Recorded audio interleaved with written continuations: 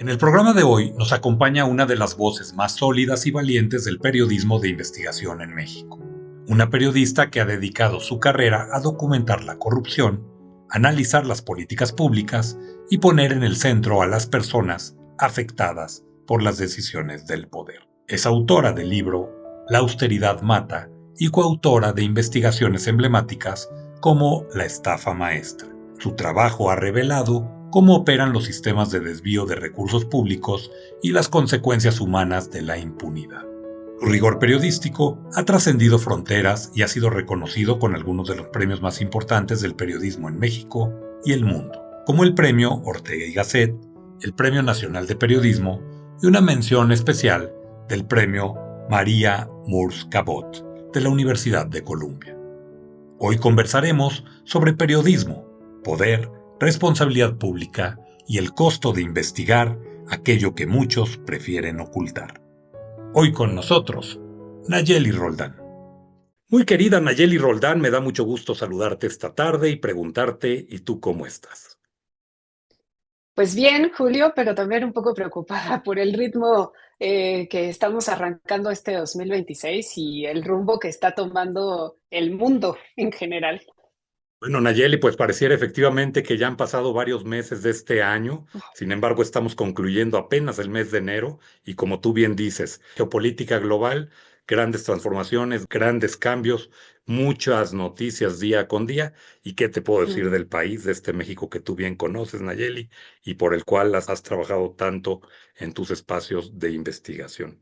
Y siendo así, ujú. estimada Nayeli, para comenzar, yo quisiera preguntarte un poco, ¿cómo fue tu formación periodística y en qué momento descubriste que el periodismo no solo iba a ser tu profesión, sino iba a ser una responsabilidad personal, pero sobre todo de impacto social? Sí, por supuesto, Julio. La verdad es que yo tuve la gran fortuna, y lo llamo así, porque a veces encontrar tu camino, tu vocación, como dices, para algunas personas a veces suele ser complicado, ¿no? Algunos lo encuentran muy avanzado el camino, y en mi caso lo encontré muy pronto, a los 12 años en la secundaria. Sí, literalmente, con una tarea de la clase de español que me acuerdo perfecto porque lo identifico exacto en el momento en el que descubrí el periodismo. Y la tarea consistía en leer el periódico durante una semana y identificar cada uno de los medios, de los géneros, perdón, de los géneros periodísticos que encontráramos, ¿no? Durante la semana, entrevista, columna, nota informativa, reportaje, etcétera. Y la verdad es que yo lo descubrí hasta ese momento. O sea, vengo de una familia, pues de clase baja, donde no era cotidiana la compra de periódicos ni de libros en general, incluso. O sea, más bien eso me tocaba en la escuela, ¿no? Y en esta tarea en específico, el hecho de comprar un periódico todos los días y de revisar qué había dentro, descubrí por primera vez que eso que a mí me gustaba hacer era una profesión y que se llamaba periodismo, ¿no? Porque yo desde niña, prácticamente desde que aprendí a escribir, tuve la costumbre de tener un diario, de relatar lo que veía, lo que me pasaba, etcétera, y era la típica que describía una fiesta o algo que veía en el Zócalo o algo que veía en cualquier lugar que visitaba de niña y lo describía, lo relataba.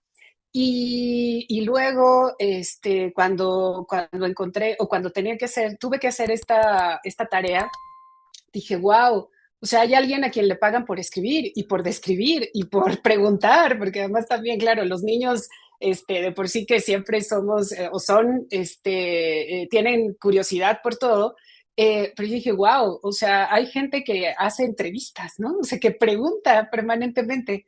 Y a partir de allí, o sea, supe que lo que quería hacer era escribir en un periódico. Ese fue como mi objetivo desde entonces, escribir en un periódico. Y luego, pues, a partir de allí, me fijé ese objetivo de vida. O sea, porque luego ya en la prepa, pues todo estaba encaminado a la lectura, a la escritura. Desde entonces tuve la costumbre de leer periódico, por ejemplo, ¿no? No era ya parte de una tarea, sino más bien me interesaba, yo iba a algunas marchas. Me acuerdo que en la caravana zapatista, tú recordarás cuando, cuando Marcos habla afuera de San Lázaro, yo era ahí una adolescente, y fui a ver, a escuchar y a escribir lo que veía, tal cual, no como tarea, sino como una cosa que yo necesitaba, ¿no? Y esa formación, digamos, que tuve durante la secundaria, preparatoria, me despertó mucha conciencia social también. Y luego en ese periodo fue cuando descubrí el objetivo del periodismo, ¿no? Que no solamente era un acto de escribir y de escribir o redactar, sino más bien para qué se hacía, ¿no? ¿Cuál era la intención de que una información se publicara? Y desde entonces sabía que quería incidir de alguna manera.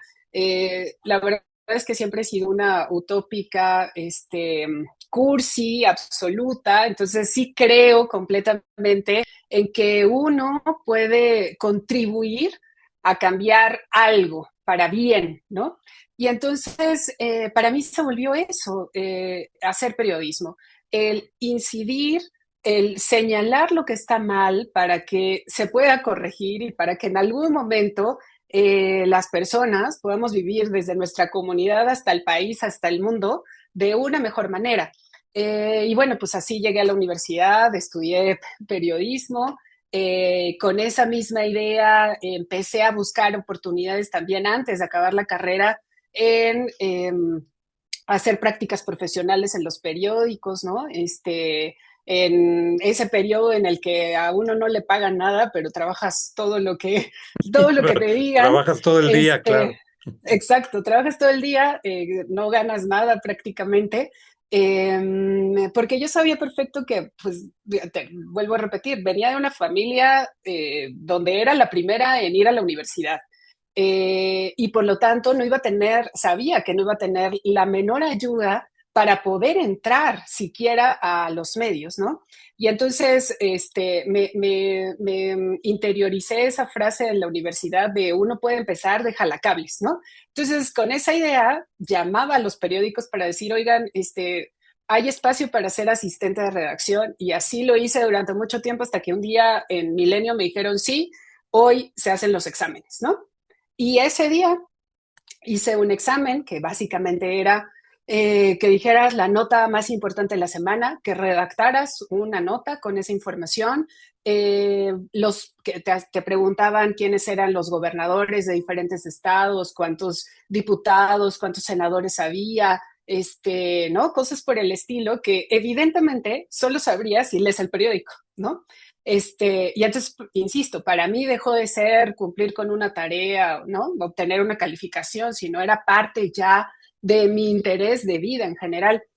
Y ese fue la entrada literalmente a los medios, asistente de redacción en Milenio, y pues de ahí no he parado prácticamente, o sea, no paré en conseguir la primera oportunidad para que me contrataran después de año y medio más o menos como asistente en Milenio, y luego a ganar una fuente, y luego a ganar primeras planas, y luego a hacer un reportaje, y luego a buscar otra oportunidad en otro medio, y luego a hacer un reportaje de investigación, y luego entrar a nivel político, y así hasta pues ahora, ¿no? Con algunos libros ya en el camino. En tus primeros años como reportera, ¿con qué te topaste que no te hayan enseñado en la escuela? ¿Cuál fue tu primer encontronazo con la realidad siendo periodista? Sí, bueno, de las primeras cosas, sobre todo era la rapidez. O sea, ¿no? En la escuela uno podía tardarse una semana en entregar un reportaje o una entrevista y cosas por el estilo, y en la realidad era de vas a cubrir algo y en ese momento lo consigues. Es decir, yo, por ejemplo, en la escuela sí estaba más acostumbrada a ir a alguna cobertura, entre comillas, o a buscar algo de la tarea, digamos, y podía estar 3 horas hablando con la gente, ¿no? Haciendo una entrevista larguísima o cosas por el estilo. Incluso eso empecé a hacer como asistente. Y luego te das cuenta que pues la inmediatez, sobre todo en este caso de un periódico, te impedía hacer algo así, ¿no? O sea, que más bien un poco tenías que empezar a aprender lo que significaba acercarte primero a la gente, porque pues eso tampoco es fácil, ¿eh? O sea, me refiero a una cobertura de víctimas, de, ¿no? Una explosión de algo, un accidente, no sé, cosas por el estilo.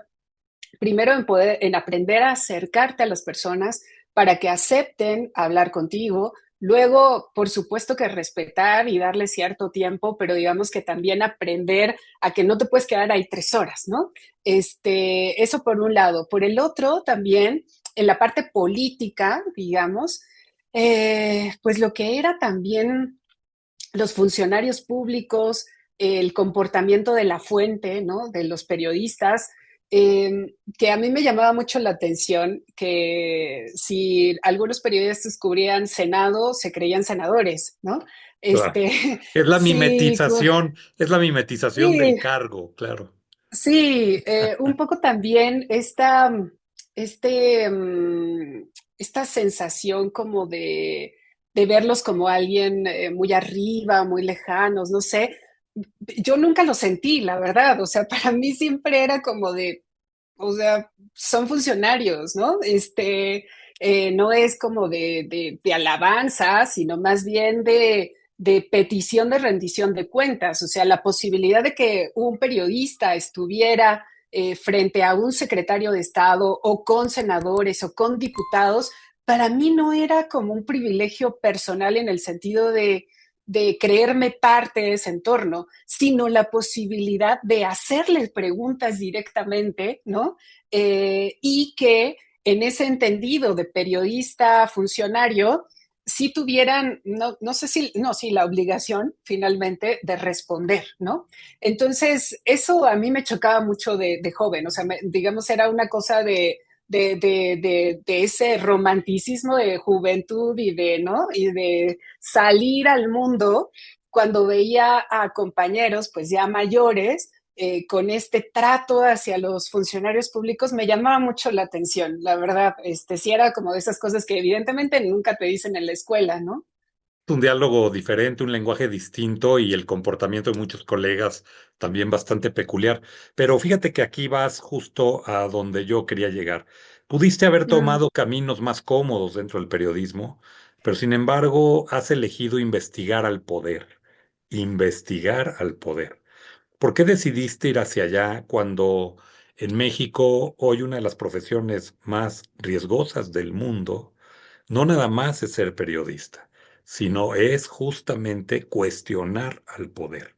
Sí, qué buena pregunta, Julio, porque justo me da la oportunidad de hablar de Animal Político y de Daniel Moreno, de este gran periodista, reconocido durante muchos años y que he tenido la fortuna de que fuera mi mentor, o sea, mi mentor durante una década. Entonces, imagínate lo que ha significado aprenderle todos los días a alguien como Daniel Moreno. Después de que yo salí de Milenio, fui un año y medio a una televisora, a un canal que se llamaba Efecto TV, y luego entré a Animal Político. Y la verdad es que fue mi sueño hecho realidad. O sea, para entonces Político tenía 4 años de funcionamiento, ¿no? De haber salido como un medio digital nativo y ya habían hecho cosas interesantes, sobre todo en la cobertura de Ayotzinapa, y algunas más que a mí me parecía admirable y que era, o sea, yo los leía y yo decía, yo quiero hacer eso, porque era justo el sueño de juventud, ¿sabes? O sea, eso que yo aspiraba desde que tenía 12 años y que luego en la universidad decía, uff, investigaciones como el Pemex Gate, ¿no? Como Vamos México, o sea, pues por supuesto que yo me leía Grandes, las todas esas, grandes las investigaciones. grandes investigaciones, o sea, yo viví soñando con eso, por 10 años de mi vida, desde los 12. Este, y entonces, cuando veía lo que hacían en Animal Político, yo decía, yo quiero estar allí. Por fortuna, la vida me llevó ahí, la verdad. O sea, literalmente decir que fue una fortuna, fue una cadena de coincidencias. Y desde un inicio, la exigencia de Daniel Moreno con notas que no eran las grandes investigaciones, pero que eran notas propias, que eran notas que requerían mucha verificación, que requerían mucho análisis de datos, etcétera, como que siento que me fue entrenando, ¿sabes? A esa forma de trabajar con metodología, que ahí eso me parece que es la clave. Es decir, uno no solamente va a un lugar a ver qué te cuentan, o a conseguir un testimonio y a partir de eso a ver qué escribes. O sea, aquí más bien empecé a trabajar con una metodología muy clara que era el planteamiento de una hipótesis, ya, que es el método, como el método científico, literalmente, pero aquí aplicado al periodismo. Y entonces, a partir de una hipótesis, de una sospecha de algo, ¿cómo le haces para comprobarla o para Echarla. refutarla, digamos, Ah, ¿no? Desecharla, exacto. Entonces, esa respuesta, la respuesta a esa pregunta es lo que llamamos la metodología de investigación, que es, ¿lo vas a hacer con entrevista? ¿A quién? ¿Lo vas a hacer con documentación? ¿Cuál? ¿Lo vas a hacer con análisis estadístico? ¿De qué fuente? Etcétera, ¿no? Entonces, pensar así es como, siento que fue la entrada para lo que yo aspiraba a hacer, que era estas grandes investigaciones que había leído años atrás, ¿no? Y en los siguientes años, digamos, sí, como en los 2 años que había entrado Animal Político, esta era una parte de la enseñanza de Daniel. La otra era que si yo me había planteado como objetivo del periodismo incidir de alguna manera para mejorar nuestro entorno, como te lo comenté en un principio, con Daniel aprendí un nuevo significado que era que el periodismo es un acto de servicio a los lectores, ¿no? O a los ciudadanos en general. Eh, Digerir esto también fue un parteaguas para mí, porque entonces ya mi trabajo cotidiano y mi objetivo al develar cierta información, etcétera, era en primera instancia un acto de servicio a las personas, que las personas pudieran obtener información, a partir de ello tomar sus propias decisiones y luego entonces poder generar un cambio, ¿no? Social, un cambio de nuestra vida cotidiana, etcétera. Entonces, más bien como que entendí el paso anterior, ¿no? Que es esto de primero sirves, luego esas personas a quienes serviste pueden generar los cambios, ¿no? O sea, no el periodista como el que le da voz a alguien, sino al contrario, el periodista que sirve a la sociedad. Entonces, con esa visión, un día llegó la estafa maestra, que fue el primer gran reportaje, que no diré que hice, porque hice un par antes, pero sí el primero de ese tamaño, ¿no? Y el primero de las cosas que desencadenaron.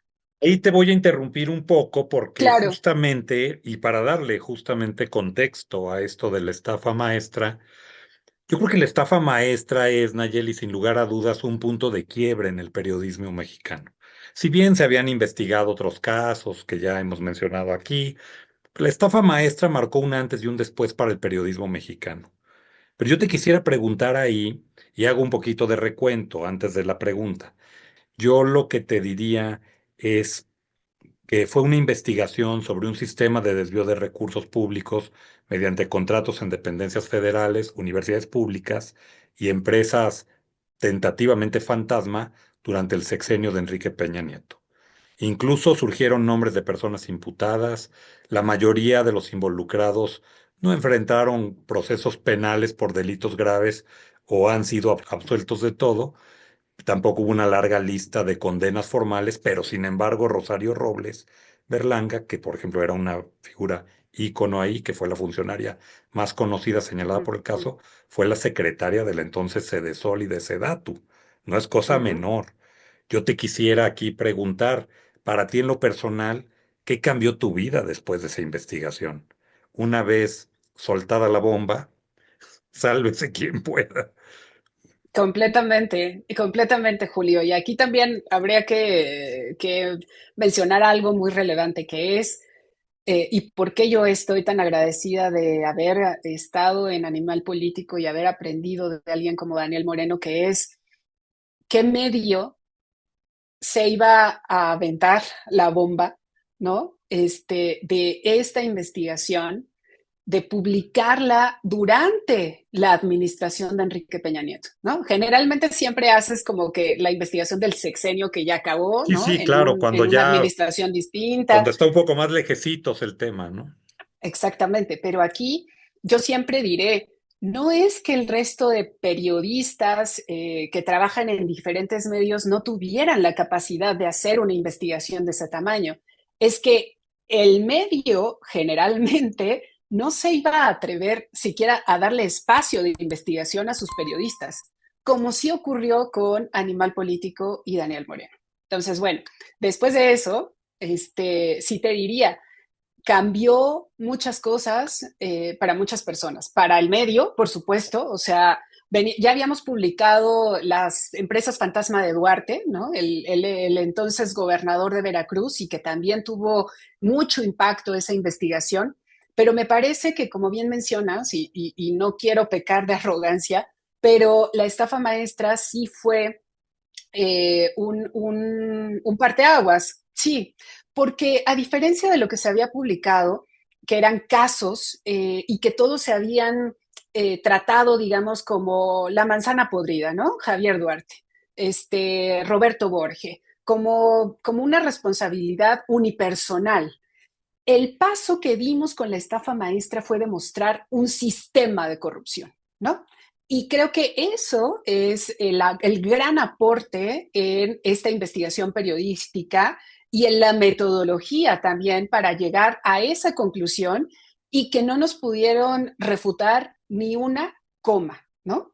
Ni en ese momento ni en todos estos años. Entonces, llegar a ese paso, dar ese paso adicional en la investigación periodística en este país, por supuesto que puso Animal Político en una categoría, ¿no? Digamos, de respeto, de credibilidad, de mucho más proyección, ¿no? Por ser un medio pequeño, independiente, digital, a diferencia de los medios que salen en tiraje todos los días y que la primera plana la lee el presidente, etcétera, ¿no? En segunda, para nosotros, o sea, para quienes investigamos, quienes fuimos parte del equipo tal cual de investigación, Manu Ureste, Miriam Castillo, fue efectivamente el parteaguas en nuestra carrera, ¿no? Yo sí sentí haber pasado de una desconocida total, ¿no? De una reportera absolutamente de a pie, no a otra categoría, sino más bien, no era que yo me sintiera distinta, era más bien que la gente me veía distinto, ¿sabes? O sea, yo igual pedía una entrevista con un funcionario o con un investigador o con, ¿no? Igual que siempre. La diferencia es que esta vez sí me atendían, ¿no? La diferencia es que esta vez ya leían mis mensajes y me decían que sí o que no también, que no de entrada, ¿no? Pero creo que eso fue lo que cambió, más que el cómo yo me sintiera, era cómo me veían ya las fuentes, ¿no? Y eso, por supuesto, que hace la diferencia, o sea, esa es parte de la gran, de la agenda, ¿no? Lo que antes se llamaba la agenda para los periodistas y que tiene que ver con a quiénes conoces y quiénes te conocen. En este caso yo lo experimenté de esa manera, que era más gente me conocía, más gente confiaba en mí, más gente podía pasarme cierta información, ciertos tips o ayudarme a investigar más temas, etcétera. Y luego también lo que cambió es, tuvimos la oportunidad de hacer el primer libro, ¿no? De la estafa maestra. Evidentemente por el impacto del tema, ¿no? Ahí la editorial que se acercó a proponernos el libro no tenía que ver con nuestro nombre, sino con lo que había provocado la estafa maestra y que lo querían pues puesto en un libro, ¿no? Y luego también ganamos un premio internacional, el Ortega y Gasset en España, Y eso también le a nosotros como reporteros. Ganamos el Nacional de Periodismo también ese año, ¿no? Y todo eso, por supuesto, que te abre escaparate, ¿no? O sea, la cantidad de entrevistas que dimos en ese año, en todos los medios, en España, ¿no? Con el Ortega y Gasset, etcétera. Por supuesto que te da ese nivel de exposición que generalmente la mayoría de los periodistas de a pie, pues no siempre tenemos, ¿no? Porque siempre el periodista trabaja más hacia la sombra, ¿no? A menos que estés en televisión, por supuesto, pero quien escribe, quien transmite en radio, pues no está en el front, ¿no? Sino más bien es tu trabajo más detrás. Y porque también nosotros tenemos un dicho que es el periodista no es la nota, ¿no? Uno investiga cosas, uno escribe sobre hechos, pero no sobre ti, ¿no? O sea, no eres el centro de la noticia. Y en ese caso, pues en algunos momentos sí nos tocó serlo, la verdad. Y eso lo que trajo, pues sí, insisto, es mucha mayor exposición. Y con la exposición, por supuesto, que se abren oportunidades, ¿no? O sea, eso también es real. Ahora, efectivamente se abren oportunidades, Nayeli, pero también investigar corrupción en México tiene costos reales. Uno de Sí, ellos probablemente te ha puesto en algún momento de un alto costo o de un alto riesgo el que hayas tenido que pagar como periodista. Luego que es muy grato ver este nivel de reconocimientos. El premio Ortega y Gasset pues, es uno de los premios más importantes del mundo, pero además de ello, sí, hacen visible al invisible. De alguna manera exacto. te visibilizan, la gente te pone rostro, te identifica. Sí, es bueno para unas cosas, pero también se corren riesgos en otros puntos, ¿no es así?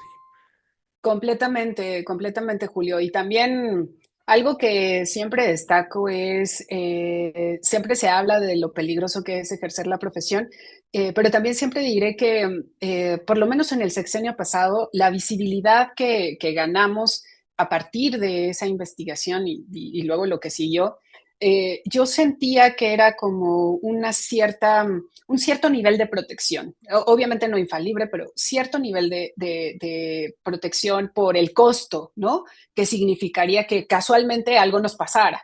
A diferencia de lo que ocurre con los colegas de los estados, quienes reportean en localidades pequeñas donde el cacique, ¿no? Que es el presidente municipal o los gobernadores, etcétera, tienen todo el control de ese espacio territorial y donde un periodista anónimo, literalmente, o sea, digamos, si es conocido en la localidad, pero que no es conocido fuera de allí, es mucho más fácil para los poderosos o para los delincuentes, etcétera, agredir a un periodista porque el costo que tendrían, el costo político de eso, pues no sería de la dimensión como si nos ocurriera algo a los que reporteamos en la Ciudad de México y que tenemos una exposición, ¿no? Nacional, mundial, etcétera.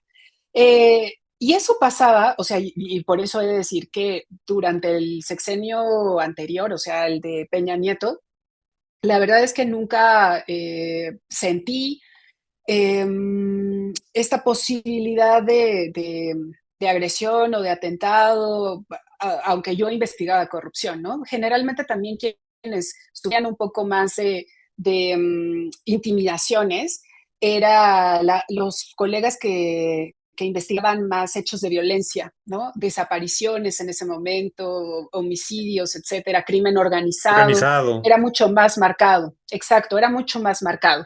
Pero también he de decir, Julio, que cambió en el sexenio de Andrés Manuel López Obrador. Para allá quiero ir justamente, porque también Sí. tuviste la oportunidad de volver a enfrentar y a cuestionar seriamente al poder, pero ahora en Ujú, el campo de esta austeridad malentendida, a mi juicio, ujú, pésimamente sí, malentendida, donde hacen el libro de la austeridad mata. Vivimos tiempos de desinformación, polarización y ataque constante a la prensa.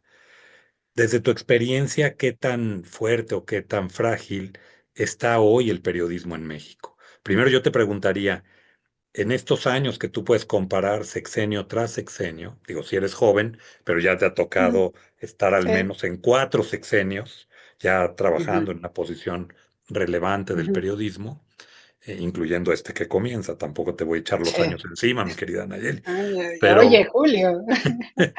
¿en dónde estás viendo esa fortaleza del periodismo? ¿Hoy sientes que este grado de riesgo se ha incrementado en muy pocos años en México?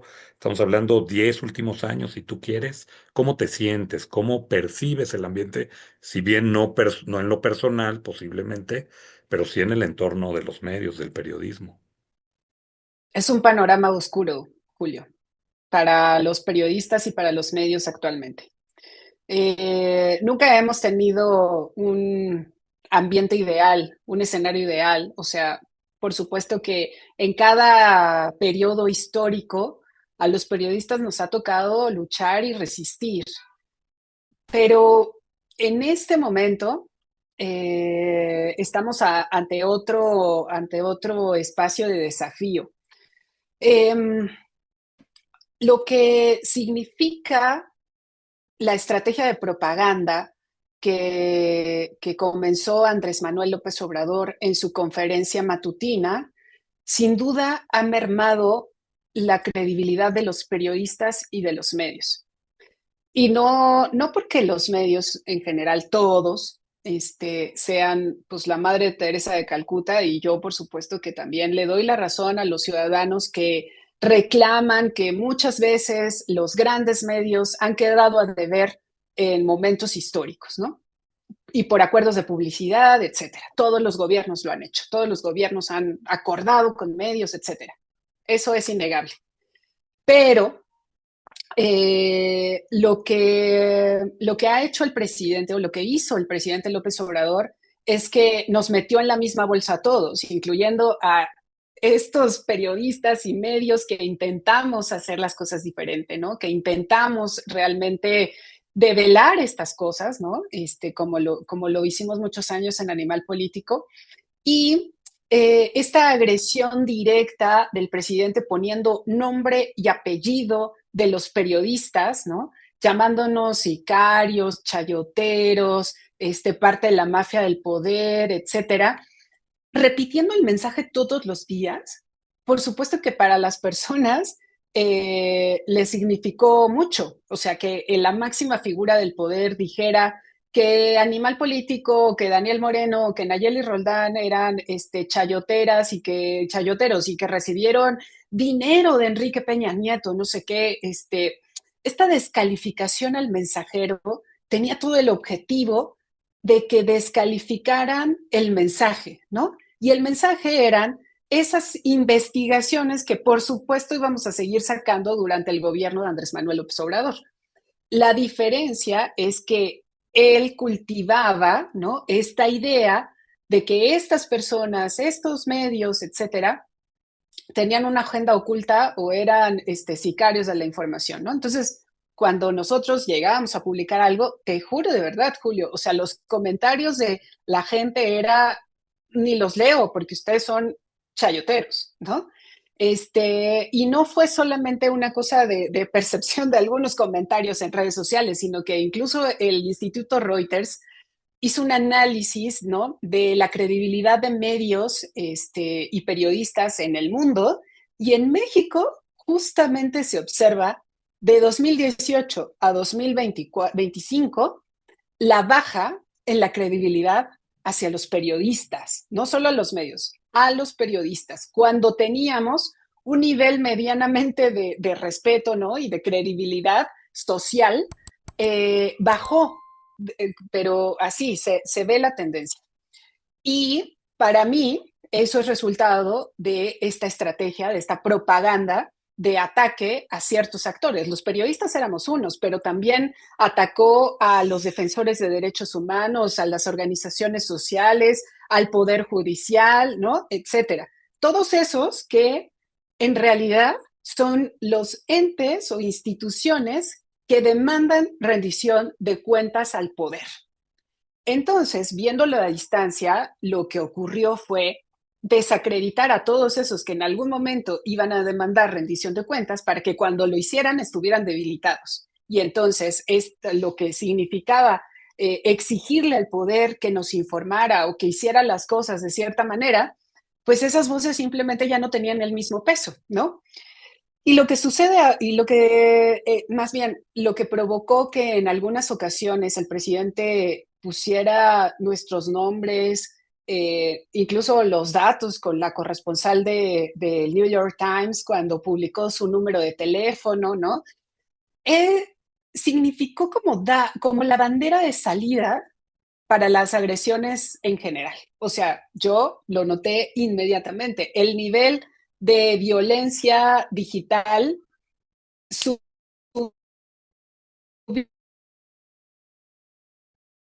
cuando el presidente me mencionó. O sea, había toda una estrategia, bueno, era una estrategia, por supuesto, perfectamente armada, o sea, eso no podía ser orgánico, pero luego también había personas ya, ¿no?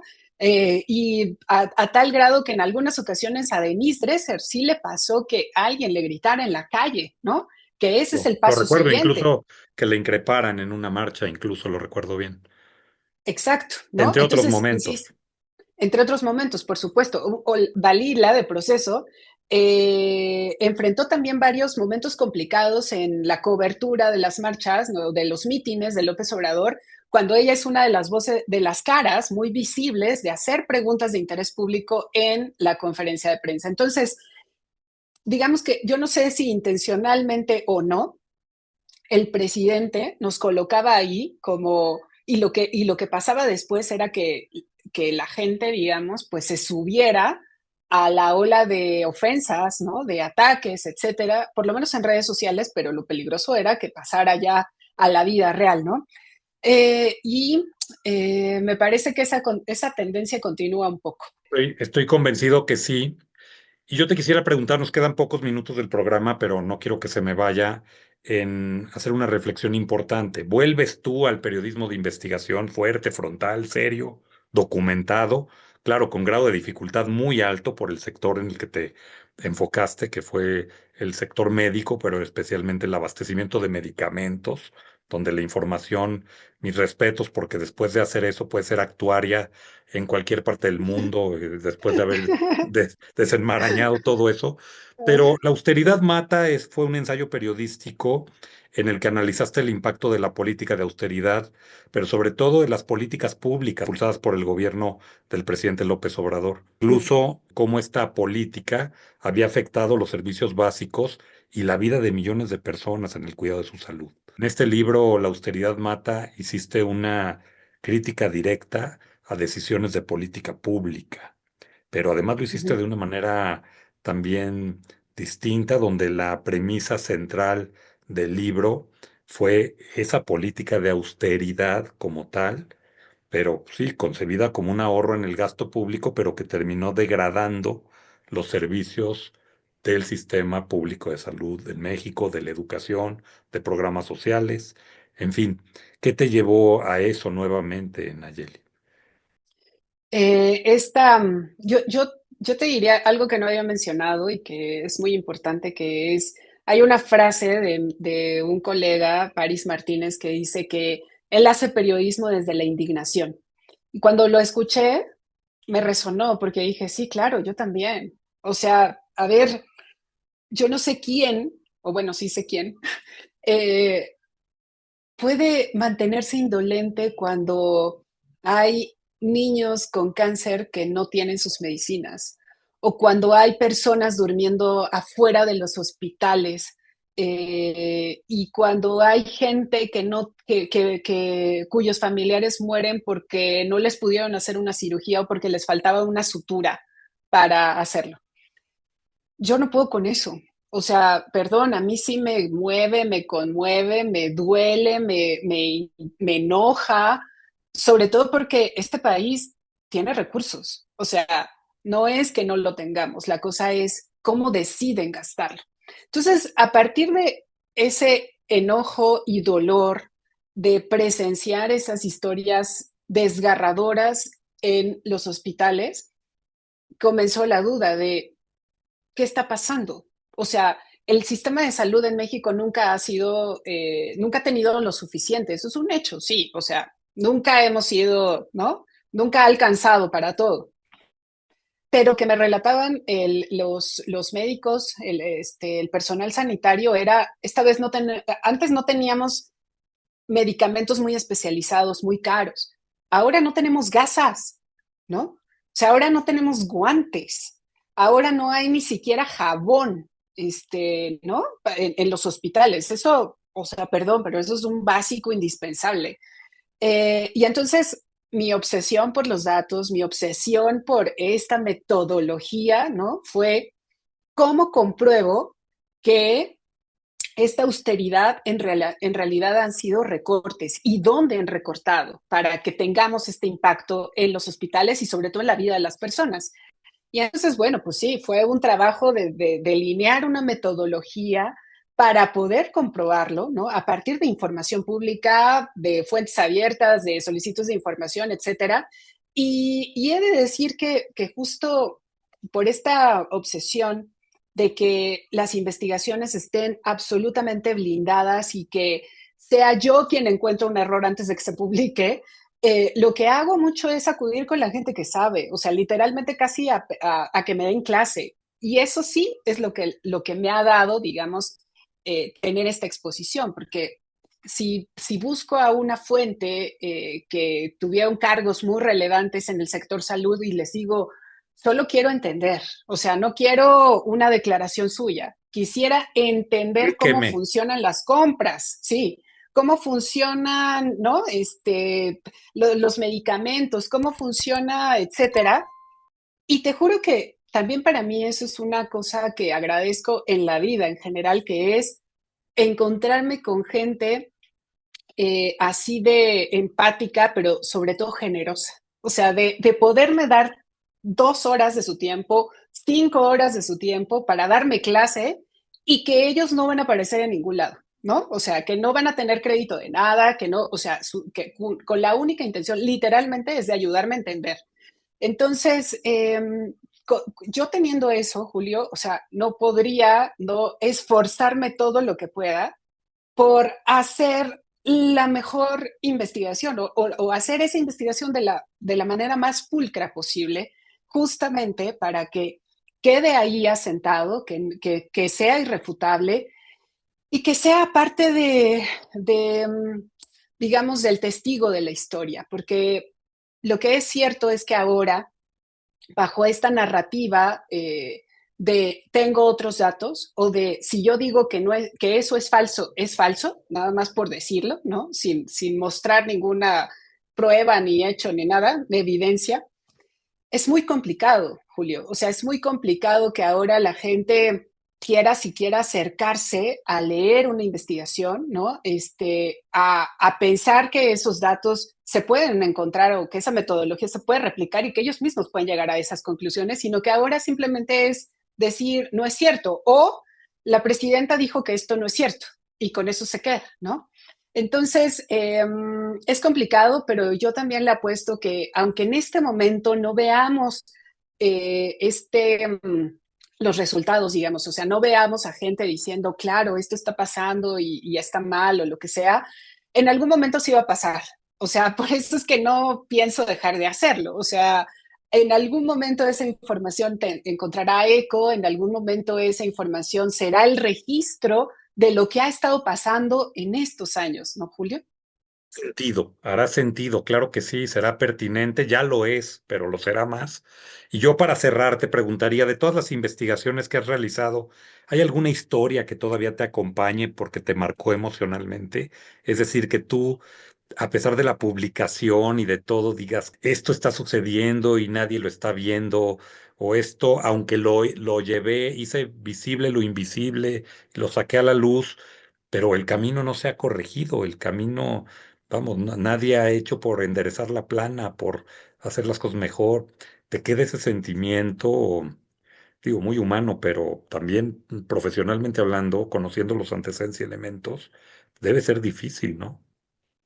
Completamente, Julio. O sea, bueno, a ver, primero, y eso nos lo preguntaban mucho con la estafa, así como después de todo lo que hicieron y resulta que nadie está en la cárcel, ¿no? Antes incluso de lo que pasara con Rosario Robles. Lo que yo decía es, un periodista publica una información o hace una investigación solo con el objetivo de que la gente lo sepa.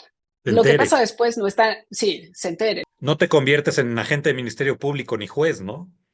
Exacto, ¿no? Eso ya le toca al siguiente tramo de responsabilidad, ¿no? O sea, un poco es, pues nosotros ni metemos ni sacamos de la cárcel a nadie, ¿no? Eso es un hecho. No nos toca el pedacito de investigar cierto hecho.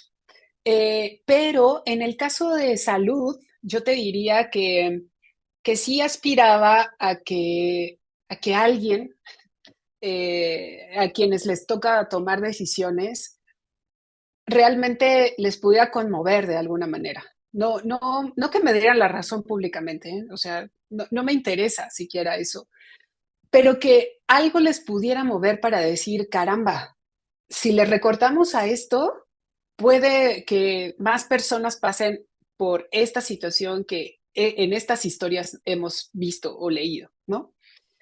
Pero lo que ha pasado es que no, Julio. O sea, 2025, 2026, los hospitales siguen con recortes. Seguimos con marchas del personal médico diciendo no tenemos lo suficiente para atender a nuestros pacientes. Tenemos a los padres de niños con cáncer diciendo las quimioterapias no llegan.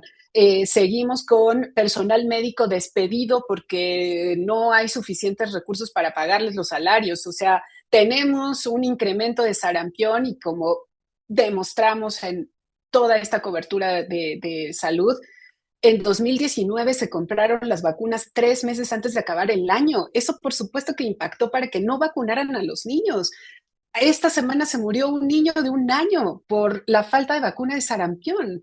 O sea, no, no, sigo sin que me quepa en la cabeza, ¿sabes, Julio? Que frente a todo esto, De un plan nacional de vacunación que si bien no era perfecto, sí era perfectible y siempre lo será, por lo menos México era un país de larga tradición y buena avanzada en el tema de una cartilla de vacunación básica, en la erradicación de varias enfermedades que ya habían quedado prácticamente en el pasado y que ahora la población otra vez las vuelve a padecer.